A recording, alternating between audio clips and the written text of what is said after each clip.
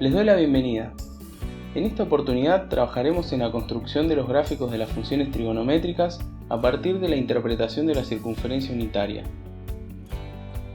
La circunferencia unitaria tiene radio 1 y su centro se encuentra en el cruce de los ejes cartesianos. Cada ángulo representado es un punto sobre la circunferencia. Como convención, se usan ángulos medidos en radianes y el ángulo 0 se ubica en el segmento positivo de las X.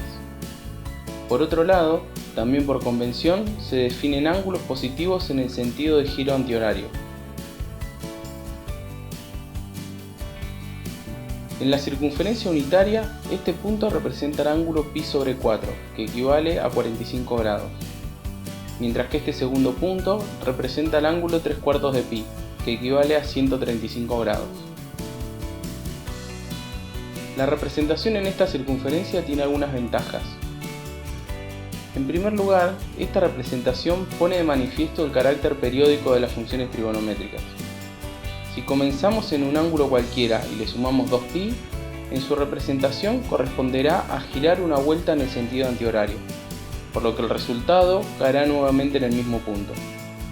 Por ejemplo, si primero representamos el ángulo pi sobre 4 y luego hacemos lo mismo con 9/4 de pi, que equivale a pi sobre 4 más 2π, notaremos que los dos ángulos caen en el mismo punto, es decir, que las funciones trigonométricas tomarán el mismo valor en ambos. Como la circunferencia tiene radio 1, la longitud del arco subtendido coincide en número con el ángulo medido en radianes. Un ángulo de 45 grados, que equivale a pi sobre 4 radianes, tendrá un arco subtendido de longitud pi sobre 4, que corresponde a una distancia de aproximadamente 0,785. Por último, la circunferencia unitaria permite leer cada función trigonométrica a partir de una distancia presente en el gráfico. Para un determinado ángulo alfa, representado en la circunferencia como un punto xy, las relaciones trigonométricas serán las siguientes. El seno de alfa se define como el cateto opuesto al ángulo dividido la hipotenusa. En este caso sería la componente y del punto dividido 1, por lo que el seno de alfa será la componente y de su representación. El coseno de alfa se define como el cateto adyacente al ángulo dividido la hipotenusa. En este caso sería la componente x del punto dividido 1, por lo que el coseno de alfa será la componente x de su representación.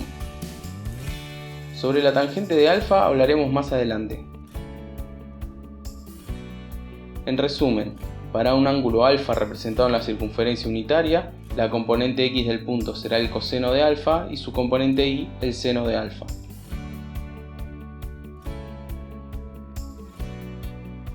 Todo lo mencionado hasta el momento nos permite construir los gráficos de las funciones trigonométricas. Representaremos lo que ocurre durante la primera vuelta de la circunferencia unitaria.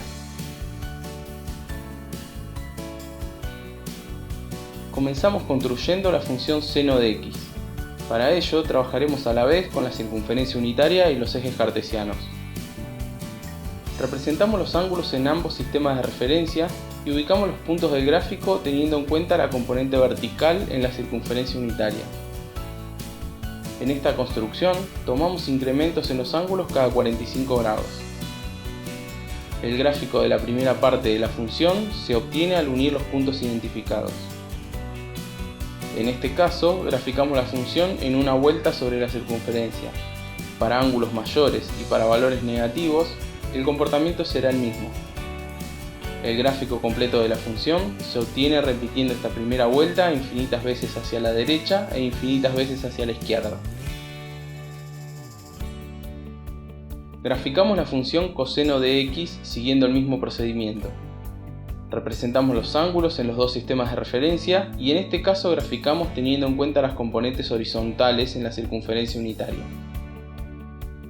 Al igual que en el caso anterior, esta representación solo corresponde a la primera vuelta.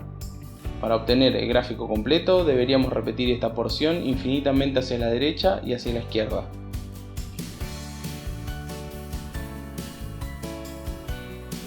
A pesar de que la tangente también se puede asociar a una magnitud en la circunferencia trigonométrica, en este video analizaremos la construcción de su gráfico a partir de los dos anteriores. El gráfico de la función tiene algunas características particulares propias de su definición. La tangente de x se define como el seno de x dividido el coseno de x. Debido a que la tangente es resultado de una división, habrá algunos valores o ángulos que estarán prohibidos. Como no se puede dividir por 0, la tangente no estará definida para los valores en los que el coseno de x sea 0. En estos valores, el gráfico de la función tangente de x tendrá asíntotas verticales. Son elementos que no pertenecen al dominio de la función y se representan con líneas punteadas verticales. Como el seno de x es el numerador de la función tangente, para los valores en los que este valga 0, también valdrá 0 la tangente.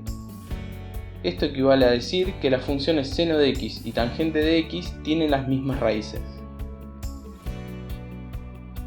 Por último, el signo de la función tangente de x estará relacionado al de las funciones anteriores, a través de la regla de los signos. Cuando el seno y el coseno tengan el mismo signo, la tangente será positiva. En caso contrario, será negativa. A continuación representamos la función tangente de x teniendo en cuenta las condiciones mencionadas.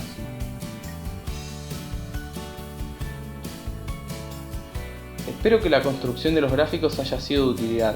Muchas gracias por ver este video.